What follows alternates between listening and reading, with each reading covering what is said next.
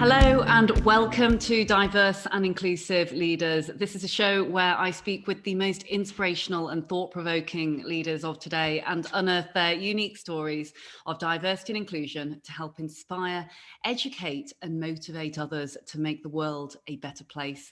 Today, I am really excited to be joined by the fabulous Jonathan Freeman. Now, Jonathan is an experienced senior leader. He's committed and has been for many, many years to social justice. He was previously MD of Mosaic, HRH, the Prince of Wales Mentoring Charitable Initiative, which I'm sure you've all heard of, the Government Relations Director at Business in the Community, and before that, a member of the Senior Civil Service. He also serves as Vice Chair of Championing Social Care, a volunteer-led initiative which brings together a broad cross-section of the care sector leaders, focusing on delivering positive stories and initiatives for and about that sector, most notably the Care Sector Fundraising Ball. Jonathan wears multiple different hats and started life in his formative days as a civil servant, and I'm really excited to learn not about how he started this journey but also how he's come to be where he is today, because there's multiple different hats through to even working with some of the most well-known and recognisable faces that we've seen in the public eye that we'll be hearing more about on today's show. Jonathan, welcome. Hi, lovely to see you, Leila.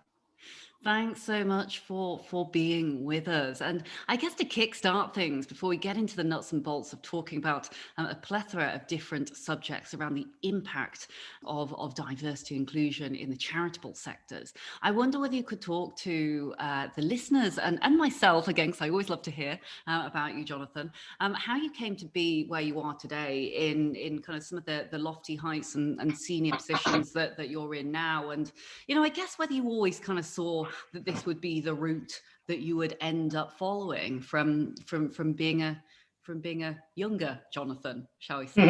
Mm-hmm. And you're still young as well. So, well, but it's interesting. When I do, I get sometimes asked to talk to young people about their careers and any advice, and they always sort of say, "Is this what you dreamt you'd be?" And I was like, absolutely not. I had never thought that this was going to be the sort of thing I'd be doing. When I left university, like so many people, I thought, what on earth am I going to do?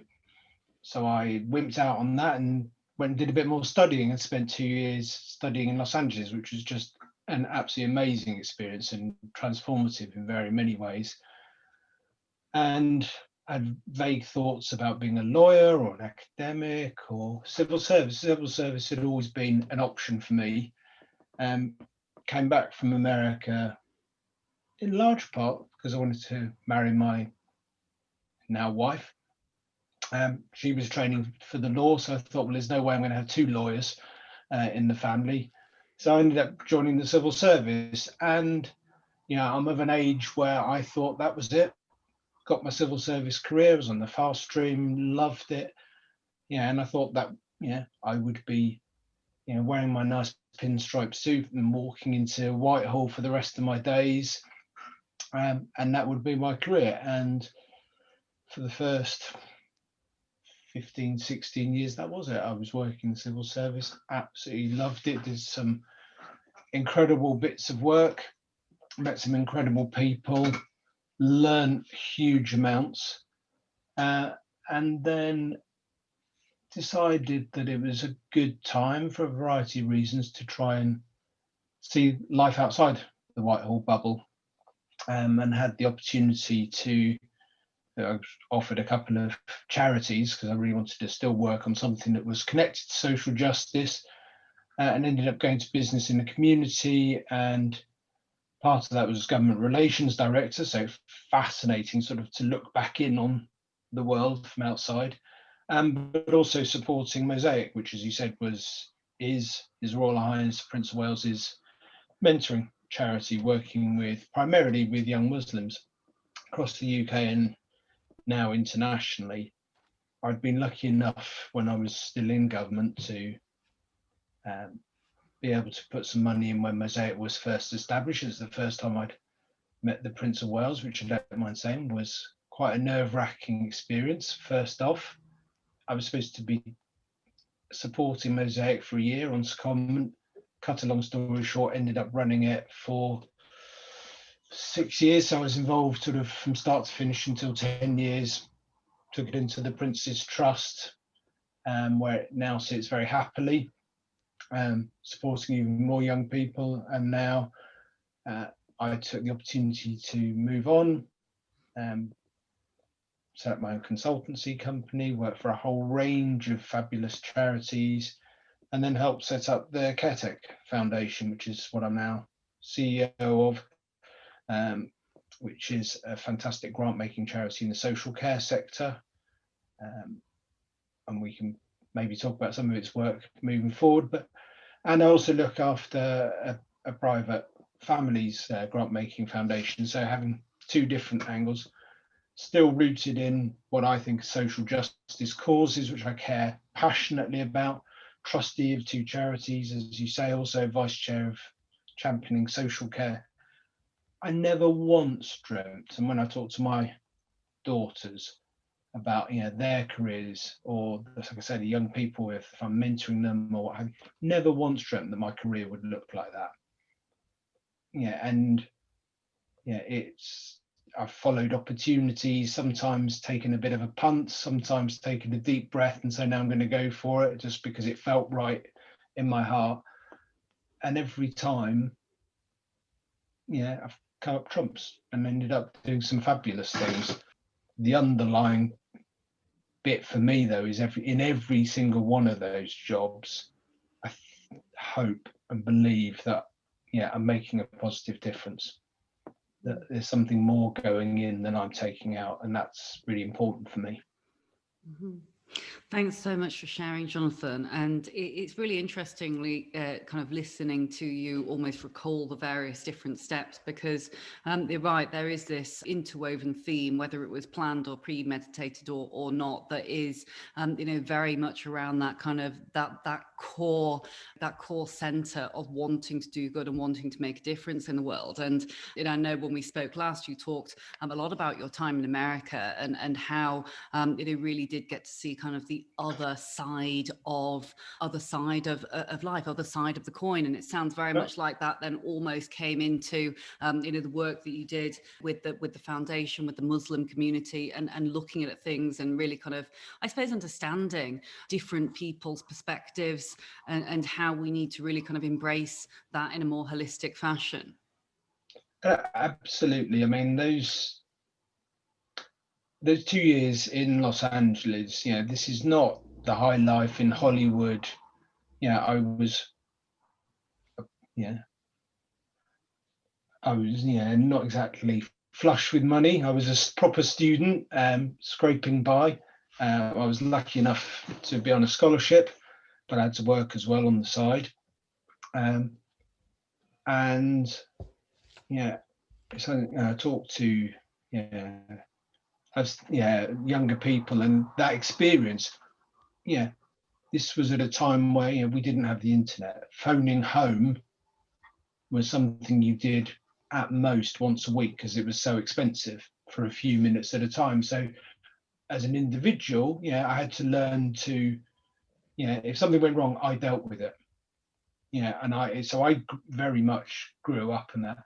But also I just got to meet people that I would never, ever have met. And I loved playing rugby, still love rugby. And so I played in the rugby team there and got to meet some fantastic guys, one of whom, we're still really good friends with. He's still living, he's now in Las Vegas, but from a Nicaraguan family, really, really modest family,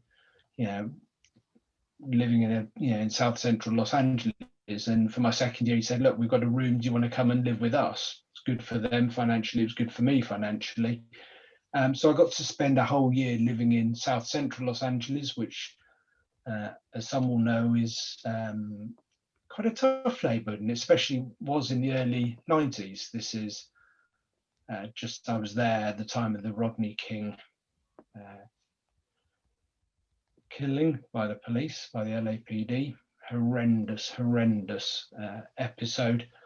I came back literally a week before the riots, And that was my neighborhood, that was my community that had embraced me, that was basically up in flames.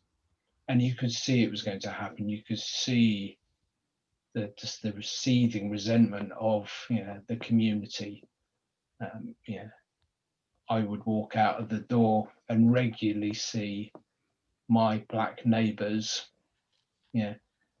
on the ground with LAPD pointing guns at their head. Strangely enough, that never happened to me as a white guy, and I think it would have taken someone pretty stupid not to have realised that there was something pretty badly going on. Me and my mate, when he would drive me around Nicaragua, and he would get pulled over all the time by the police. If I went with another white friend, it just wouldn't happen. And it was so blatant. And I learned so much there about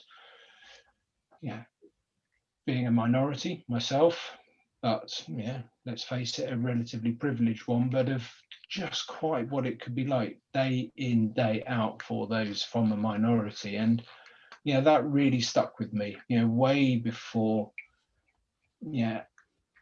others had perhaps, certainly that's not true. Obviously civil rights and those movements have been with us quite rightly for decades, but I think it's fair to say that when I came back from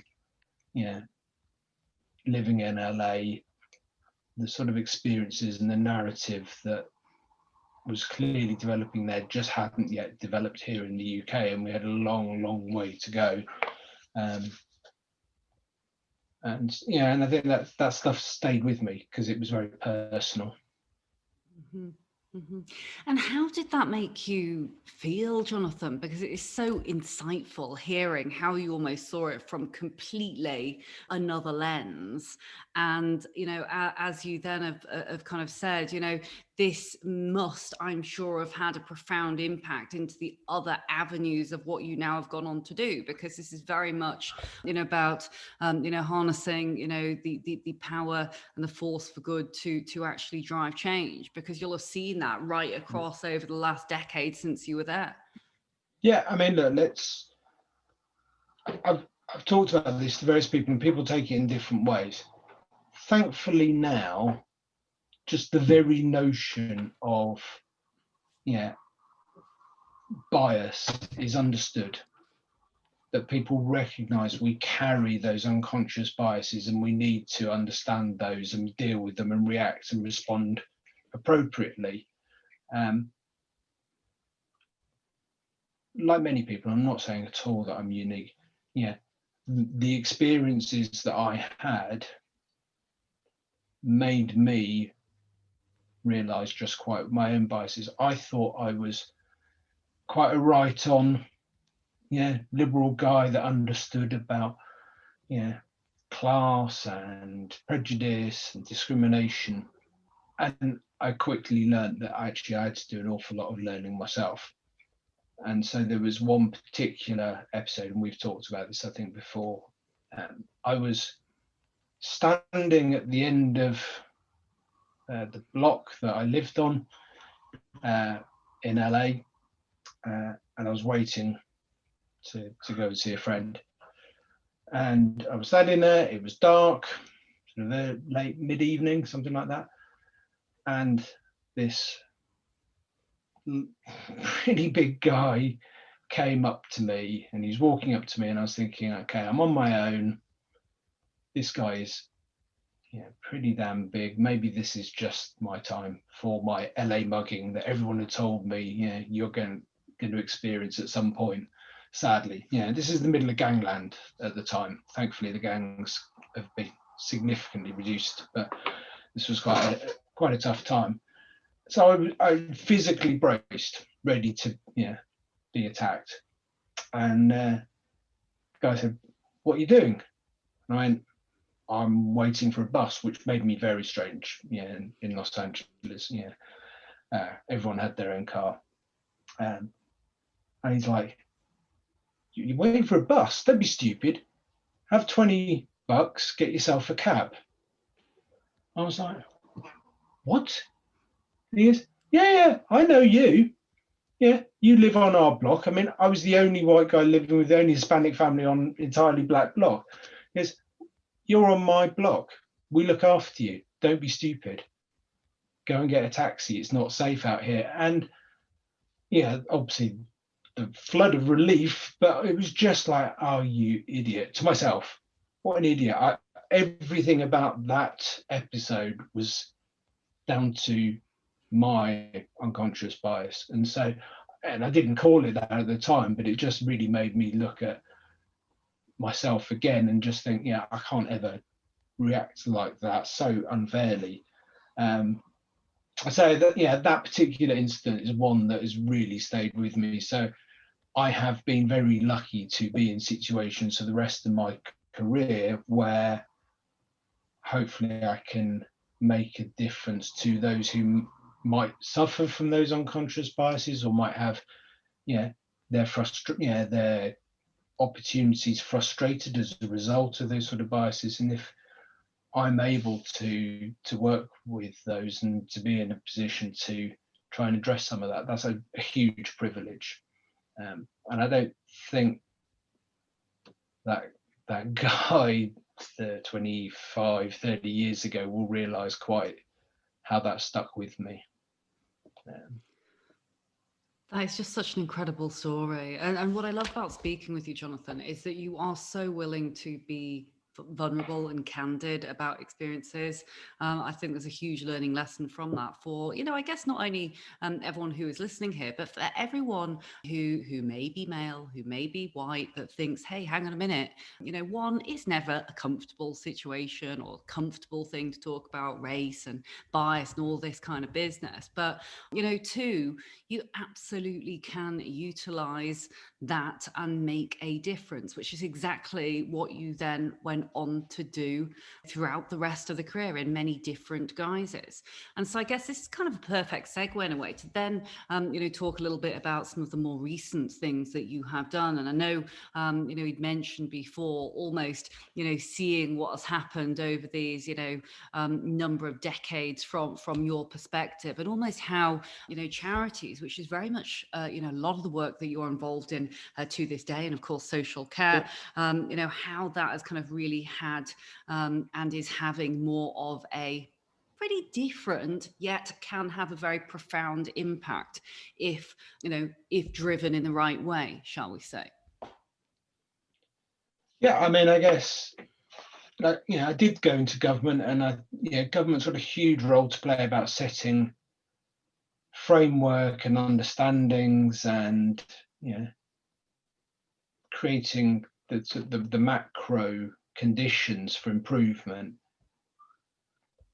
But it was being much closer, being able to see at first hand the impact of the change that you can deliver, was the thing that really got me hooked about the charitable sector, and in particular Mosaic. I had been working in government on related issues around Muslim communities and how government was trying to work with them. Not very well is probably the answer, but I could see that, the Mosaic was a very, very simple premise around mentoring, and just saying there are countless examples of individuals from particularly Muslim minority communities, but other communities, who are incredible role models, but whom we don't see, and for whom young people growing up in those communities just don't get access to, and who need that inspiration, who need that time and investment from those who have been blessed in breaking through and making success, to help them on that journey and give them that encouragement. And in any organization, you have rubbish days where you're bogged down with writing a plan or fundraising or whatever the drudge that they have in any job. And I always used to say to my team, right, yeah, I need my battery charging, get me out, and yeah, let's go and see some of the programs. Let's go into one of the schools and see the mentors working with those young people, or indeed going into a prison and seeing some of that sort of stuff. And it genuinely was like having, yeah, a battery charger, and actually say, this is why we're doing it, this is the difference. And I think that's at its best what the charity sector can do. It can really create exciting, really high impact change that can look quite modest, but actually can be incredibly profound and deal with the stuff that sometimes business can't and sometimes government can't. One of my favourite moments was with my board, which a fantastic board. I mean, these people were incredible, and a lot of whom were from incredibly successful business backgrounds, and learned huge amounts from them. But we were having a gentle disagreement about how we were operating and the business model, what have you. One of my trustees just turned round to some of her colleague advisory board members, went, guys, and I'm afraid it was the guys that were being the sort of rather challenging ones, if this was so easy, you would be doing it by now and turning a profit. Yeah, this is big long-term change, and it's difficult. So yeah, you've got to recalibrate your approach to do that sort of stuff. And I think that's, yeah, for me, part of the fantastic bits of working in the charity sector is you're dealing with the stuff that very often ministers put in the too difficult file. And yeah, even when I was working with His Royal Highness, there was once a comment which at the time I thought, oh no, he's really disappointed. He went, yeah, Jonathan, I've learned that no meaningful change happens in less than 10 years. And I thought, oh gosh, he really thinks that we haven't made a difference, but actually was. Then we went on to be very positive about it. But then my reflection was, actually, yes, he's right. And you know what? I never ever remember any government minister saying that to me. And that planning horizon, yeah, you're lucky to get it with the monarchy, but also you can have it with charities that recognises that if you're really going to make a difference on this stuff, it's a long old journey. This is so interesting. I'm going to pick up on one of the things that you said, if you don't mind, perhaps with, and in particular, it's especially in the current climate, it has been frustrating of late, sometimes watching the pace of change happen. That said, it's not taking away all of the great things that are happening, but on the, perhaps, government office or in this office where things like this and initiatives are being discussed, do you think a big part of the problem is that they don't have that real lived experience? So what you talked about so beautifully, not only with kind of the Muslim community and obviously with your friends out in kind of downtown LA, is actually experiencing that boots on the ground, that physical, lived, real experience, and not fully understanding that. There's kind of almost a lack of connectivity. Yeah, I mean, if I'm honest, I think it's in government a heck of a lot better than it was certainly than in my day. I think the civil service has really woken up to that, and the efforts that they've made in terms of making the civil service more accessible to those minorities, those from lower socioeconomic groups. I mean, that's the stuff that we just didn't do at the time, and that's to some extent to our shame. But so I think that is getting better, if I'm honest. But I think it is always difficult when you are removed in a way that government is, and the more you can close that gap, and not just listen to those voices, but engage those people in the decision making and trust communities more to actually, they normally know some of their, the majority of the answers of what's needed, and they just need a help to know how to frame that and to build that change. But pretty much in every organisation that I've been involved with, the real change comes from, closing the gap between, the beneficiaries, and the top of the organisation, and just even thinking about it differently, and actually saying this is a common cause. We all want to work together. How do we do that? And you can get hung up, even there, you can get hung up on some really silly discussions about, why you do particular forms of monitoring.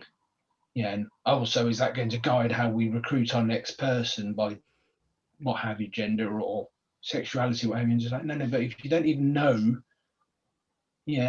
how can you, how can you understand whether we are really relevant and we do really understand that? And I think just to keep on thinking about that, keep on closing the gap is where you make a real difference. It's not an either or though, it's just about trying not to be, and I'm conscious I can be that way sometimes, but not being, this isn't about being patronizing and paternalistic about it. It's actually saying, if you really care about the individuals that you say you care about and that you're motivated to set up charities, what have you, to support, why on earth wouldn't you work with them? Why wouldn't you embrace their viewpoint and actually bring that right into the heart of the organization? In the same way that I said, I recharged my batteries by going to visit the projects. A lot of it was so I could talk directly. What are we doing right? What is working for you? What is making a difference? And in all the work I do, it's actually making sure you've got that closeness. We give grants out. It'd be really simple just to sit there very grandly, beneficently writing checks out. But no, actually, that's not what we want to do. It's about partnership. It's about seeing it on the ground, involving those organisations properly and the communities they serve properly. Mm-hmm. That makes absolute sense. And I think it's interesting to see what's happened, certainly with a lot of notable, I know that you mentioned there, obviously, His Royal Highness, but some of the well-known faces, Prince Harry's and Meghan Markle's and what have you, are just doing absolutely kind of epic things in terms of, supporting the wider good and really kind of getting, down into the actual depths of the community to really seek the heart of the problem, which is, I think, what you're saying there. Do you think that the kind of the charity sectors and the way that charities will operate, really kind of putting this, this true and authentic voice at the heart of what they do you think that will continue? Do you think there are, I guess, other changes afoot for charities to take off note of in order to, really make an actual long-term sustainable impact? I mean, the short answer is it has to carry on. We're just starting to get to that level of understanding of how important it is. But I think the sector as a whole has got to go, got a long way to go yet. I know this probably won't make me any friends, but one of the things I have been shocked by in the last sort of 10 years of working in the charity sector is with I've met some of the most brilliant people and most wonderful people ever doing incredible stuff. But I have seen more often than you would imagine those who think that because they are doing good, the way in which it is done isn't as important. And it doesn't work for me. I have to be able to look myself in the mirror at the end of the day and know that I've behaved in, and I hope acted in, a way that I can be proud of. And I think just because you are engaged in a noble cause, it's sounding a bit grand, but doesn't excuse the way in which you do it. And actually, I think that is something that the sector needs to guard against, that actually our personal behaviours and how we run our organisations and how we work with our people and our teams are just as important as the means do not justify the ends. And I have written about that before. But more generally, I think we have been seeing a real move to sort of blurring of the boundaries between charity sector, the business sector, the public sector, yeah, you asked me right at the outset, did I expect my career to be like this? No, I thought I was just going to sit in a nice central government public sector and do it that way. Now I've had the joy of, yeah, doing that, but working in the charity sector, and indeed, yeah, working with lots of other businesses and running my own company, and seeing that actually the vast majority of people are trying to do good, whatever sector they're in. There's so much that we can learn from each other to do a better job. One of my it was actually lovely when I moved into the charity sector. It was, yeah, lovely to think that actually a lot of the skills that I'd learned from being in the civil service could transfer over. So yeah, I genuinely was a bit nervous. You know, could I really go and run a charity? What no, but actually the skills moved across. So it's like, oh, okay, so we're not, yeah, so very different.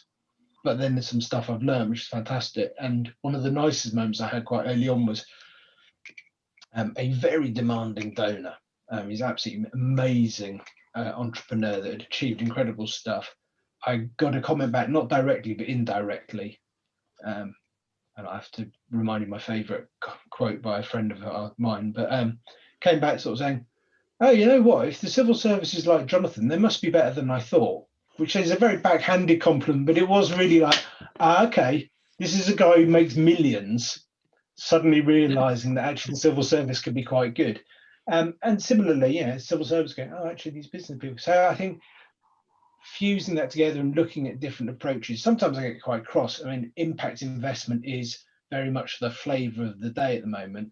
Oh no, feel free to get cross. I actually quite like it sometimes, because I think it's a good thing that we don't sit here and kind of we address and challenge different subjects and don't simply pay lip service to things, because it's when people aren't candid, it's very hard to actually move forward and really know what to do. But no, sorry, I interrupted you there. I mean, it's got to be about honest conversation. I think impact investment can do incredible stuff, and I think it's really, really, yeah, absolutely something I'm up for. But actually, too often, it's because grant makers haven't done it very well.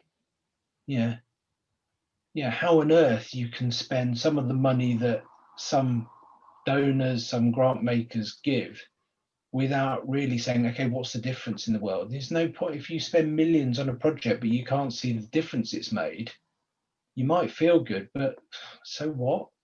And so that's, yeah, so yes, absolutely, you can learn some nice fancy ways of doing it, and that genuinely, when well applied, can do it. But yeah, just because it's from one sector doesn't make it better than the other, I guess, what is all I'm trying to say. And we just need to keep on learning from each other. And yeah, if there is an approach that works in one sector, let's try it out. Mm-hmm. Well, the risk of saying I concur too much, I absolutely do, because obviously, and I'd love to ask your advice offline as well about the recent Mackenzie Dallas Packer review that we've launched, because that was exactly it. When we had this, when I had this kind of this brainchild, what was it, 8 months ago, and shoestring budgets and all that kind of thing. It was like, well, we obviously want to do good, and as you alluded to before, the vast majority of people, we do believe, have got a good heart and a good soul and want to do the right thing.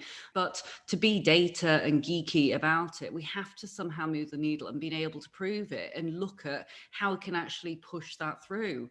Sometimes in an enjoyable way and sometimes in a not so enjoyable way, but at least we can track it year on year to actually watch that moving, because it's what's the point otherwise? And I mean, interestingly, we did look at the NHS because we wanted to compare how the NHS and the public sector, worked in comparison to a lot of the other large organizations, everyone from, the Co-op through to NatWest and other large businesses that took part.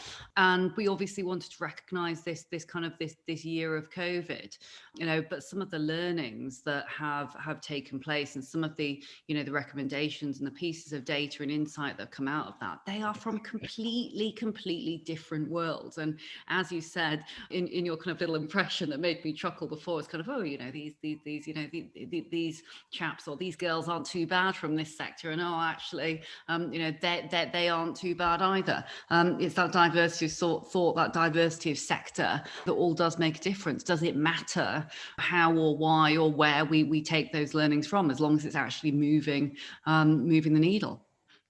Yeah, and look, even quite recently, and moving into the social care sector and working in that sector now, albeit still in a charity.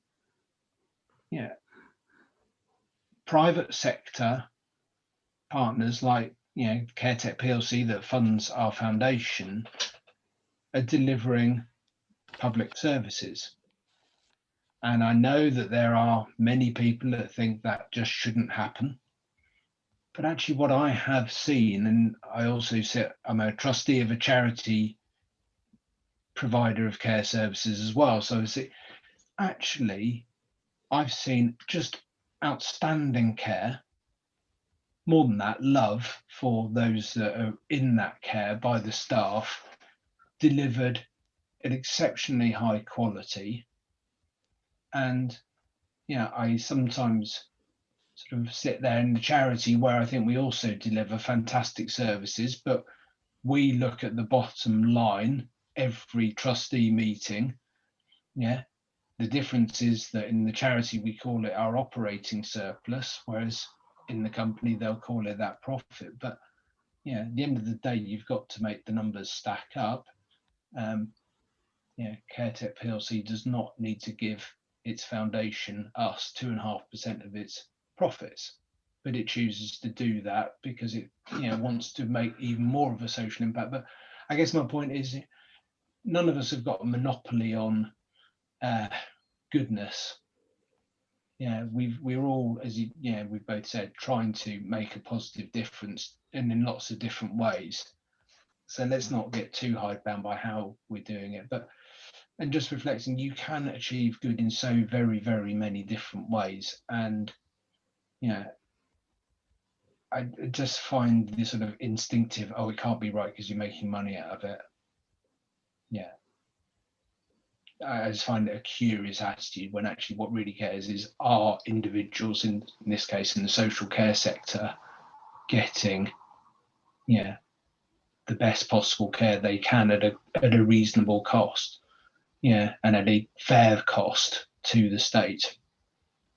And I've seen across the three different sectors, actually private providers can stand up tall in that debate. Jonathan, we could do another whole podcast on that very subject of, can it be good if you're making money out of it? Because anyway, my opinions on that, I don't think the two at all are kind of mutually exclusive. I mean, you absolutely can. You can make money and you can do a great thing. I've never fully understood that argument, but again, I'm sure there'd be many people that would perhaps disagree with me, but that is a great debate that we could have. I'll be honest, personally, I've gone on a journey on that. And it's seeing it firsthand that's made me, understand that much better. Mm-hmm. But you're right. That's one for another day.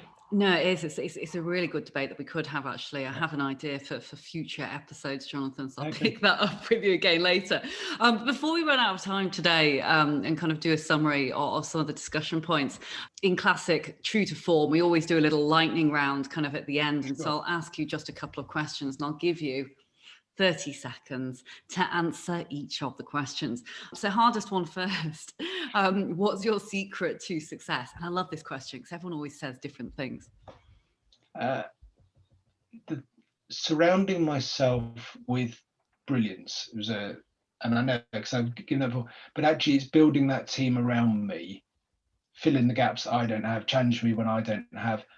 Nothing makes me more proud than seeing people that have been part of my team going on to more succeed in a way I haven't, and to see them now in incredibly grand positions. If I've been part of that journey, that's fantastic. So absolutely, surround yourself with brilliance. Fantastic answer. And what about your biggest inspiration in your career? Could be personal, could be someone that you've met along life's path. I've been blessed with working with and for some incredible people.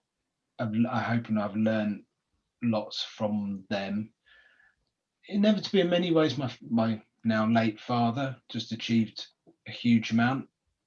Interestingly, it came at a big price for him personally. So in terms of my inspiration, made me realise that, at the end of the day, however much you enjoy your job, it is only a job, and it's what you can do with that's more important. That's probably that sounds a horrible thing to say, but perhaps a negative thing that I learned from my father. I don't think I ever quite understood that. But actually, above all, what's the people who have inspired me more are the people that I have had the privilege to meet through the work we do. I went to Kenya a year ago, and seeing some of the kids growing up in the shanty towns and the resilience that they were showing. Some of the young people we've met and some I'm still in contact with through Mosaic, they're the ones that have really, really inspired me, that have achieved so much with so little. Great answer. But I think also incredibly humbling. Absolutely. I won't go into it now, but went out to Uganda for a month, very similar, and wider Maharashtra in India, and it puts things into context, doesn't it?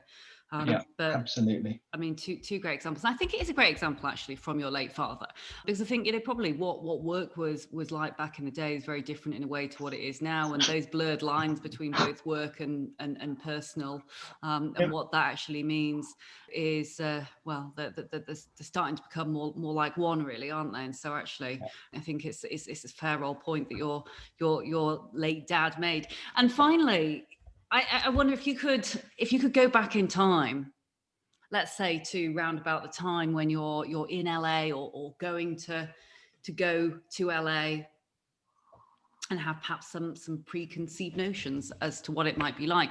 What advice would you give to your younger self, or someone who is in a similar position or wondering what they're going to do next? Just be curious.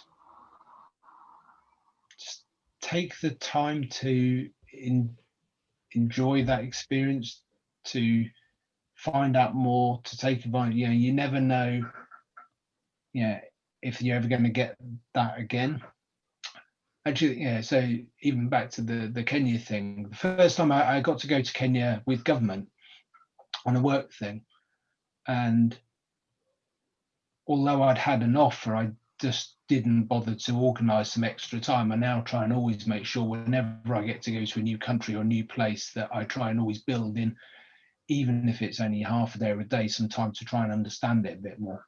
Obviously, traveling's not happening so much these days, but again, it's just about that being curious, because you just never know if you're going to be able to get back to those places and see those people and meet those people. So just soak it all up, and then just go with the flow. Just make the most of it.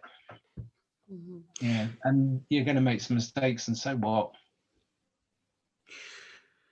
Thank you so much, Jonathan, for joining me today. I've thoroughly enjoyed chatting to you. And I normally always do a little summary at the end. And whether this is summary or whether it's not, I'm not sure. But it's coming to me and has done throughout the entire kind of course of the podcast. And it's a quote that a friend of mine mentioned to me recently. And I just thought, wow, that is so about experience. And, one thing that I've really taken away from this podcast, speaking with you, Jonathan, is the importance of the genuine, real experience and getting as close to, not only the grassroots level as you possibly can, but doing your best to really empathize and kind of, sometimes be vulnerable, frankly, to find out about how others, operate and how their world is, basically. But that quote is that you never really understand a person until you consider things from his or her point of view. And that's the quote from To Kill a Mockingbird, which I'm sure you've heard, where Atticus tells Scout in fabulous book. Yeah.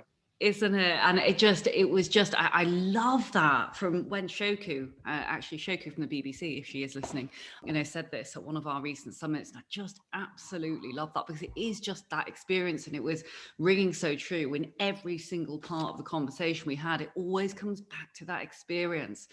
So. And I'm just going to say the flip side of that, because I absolutely agree. The flip side, I'll trade a quote with you, and I said I'd mention this. Bushra Nazir, who was the first Muslim woman head teacher of a state comprehensive, and she was a big mosaic supporter. She's absolutely fabulous. And we got her to do a leadership speech to the international program we once ran. And the quote she left us with, and this one's really stuck with me, is always remember what people will say about you when you've left the room. And so the flip side of being close to it is just thinking, yeah, it is like you said about being genuine and authentic, and we all use those words, but just think what people are going to be saying about you when you've left the room, and what is it you want them to say. That one stuck with me. Bushra's incredible. You must interview her. Yes, no, I would love to. Please do introduce me. That would be wonderful. And that is an absolutely, it's another fantastic quote. I love quotes. I'm one of those lovers of quotes and books and all great things like that. And I'm already thinking of another that I want to repeat back to you, and I could quite happily be here all evening. So I'll do it very quickly. But there's the one where kind of people never remember, sorry, should I say, what you say or what you did, but they always remember how you made them feel. It is one that I love. Yeah. It's anyhow, I must wrap things up, because I'm conscious more so that you have 3 girls and your other half as well to go and tend to, plus exactly. The dog as well. But Jonathan, as ever, it's been an absolute joy speaking with you. And if you're tuning into part of this episode and you've missed anything at all, don't worry. You can catch up with everything on demand. The Diverse and Inclusive Leaders podcast show is available on Apple, Spotify, any of your favorite podcast apps. We'll put a link in there to Jonathan and all of the great stuff that he is doing, those many hats. So do feel free to reach out. And we'll also be putting into the podcast show notes a summary of some of the key learning lessons from today in addition. So don't worry if you've missed anything. We will look forward to seeing you again very, very soon. And in the meanwhile, check us out or download for free at www.dialglobal.org/podcast. Thanks again, Jonathan, and see you soon. Thank you so much for watching the Diverse and Inclusive Leaders podcast. Please do feel free to hit the like button below, or if you'd like to receive future notifications, do ping the notification bell here at the side. If you're interested in the audio version only, you can find it on the following streaming platforms. Any extra info and descriptions will be in the links below. Look forward to seeing you soon.